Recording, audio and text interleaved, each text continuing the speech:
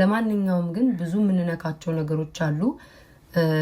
እኔ በተነካው ዙሪያ ስለራሴ ቀንጨብ አጠራ አድርጌ መልሳለሁ ስለ ብዙ ሰዎች ደግሞ ስለተነሱት ደግሞ እንቀጥላለን ምንድነው የተባለው ከዛ በፊት ግን ማለት ነው በደና ጊዜ ያወራችሁትን ነገር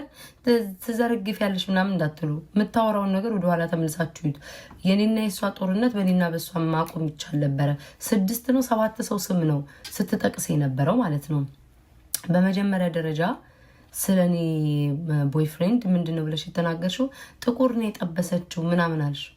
ያ ጥቁር ቢያንስ ነው ቤት ነው ያለው ሀበሻ የጠበሽው አንቺ ማለት ነው ወይም ደግሞ የወለድሽለት ልጅ ቤት የለም ልዩነታችንን አየሽው ሀበሻ ጠበስኩኝ ብለሽ ወይም ደግሞ አገባው ብለሽ በተጋባችሁ በስንተኛው ቀን የተፋታችሁት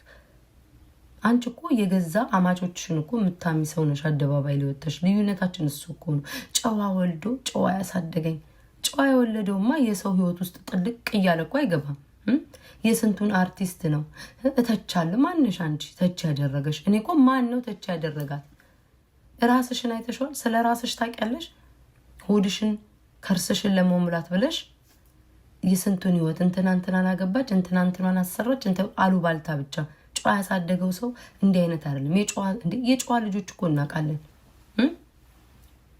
ዩቲዩብ ሆነብሽ እንጂ ባይሆንብሽ ኖሮ አፍሽን ልቅቅ ታረጊው ነበር ምን ኢንስታግራም ላይ ስንት ነገር ስትያል ነበር እንዴ የድሮ ዩቲዩብሽ ይምጣ እንዴ ስትቀደጅ አይደል እንዴ ምትዩ ሺሻ ያጨሽ አደባባይ ላይ ምናምን ማንም ሰው ያጨሳል ግን ራስሽን እንደ ጨዋ ስታይ ነው በጣም የሚገርመኝ